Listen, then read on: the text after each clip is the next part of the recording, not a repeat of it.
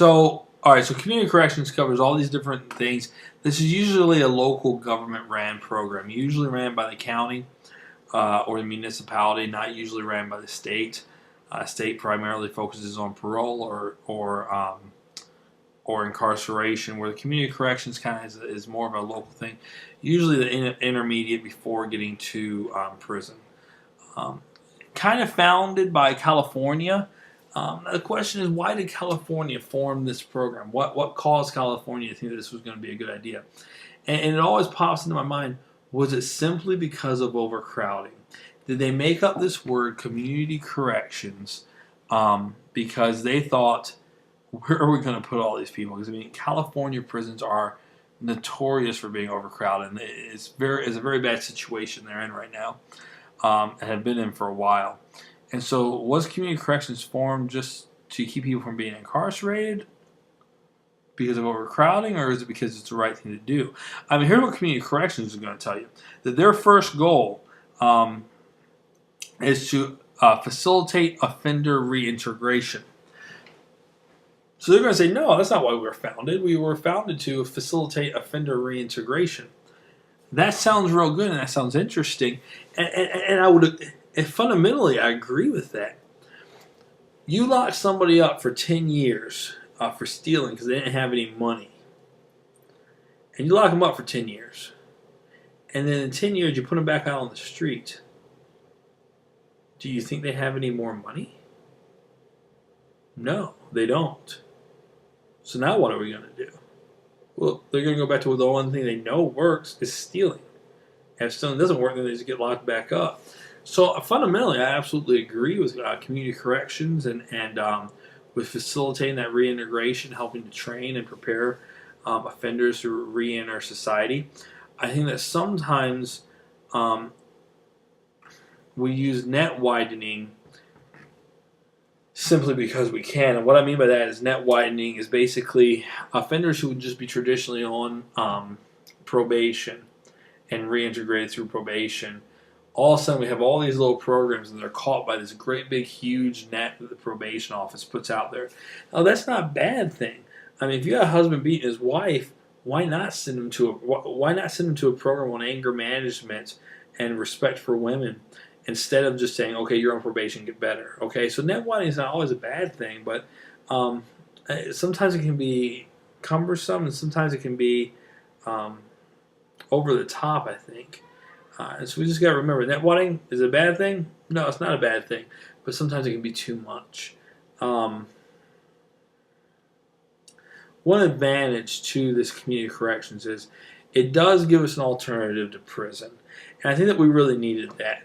And once again, going back to a conservative value, punish the offender. Punish the offender. They broke the law. So what if they have to go to prison? They should have thought about that before they went to prison, or before they violated the law, before they made me a victim. I agree with all that. Hey, you and I are on the same page. I understand that. But I do think that we have to be reasonable about that. And I think that community corrections has assisted us in providing alternatives when we think someone needs more than probation but less than prison. I'll give you a good example. We had a pretty big fight on our campus last year. It was a substantial fight, actually. And there was a bunch of kids being stupid kids. A bunch of local boys fighting over a girl. And these kids weren't our students. They were locals. And it just got out of control. And one of the boys ended up getting convicted of a felony for this big fight that he was in. And so then the question comes up, do we send this 18-year-old to prison? He committed a felony. He made a horrible mistake. Used a weapon in the commission of this crime. But do we send him to prison for this?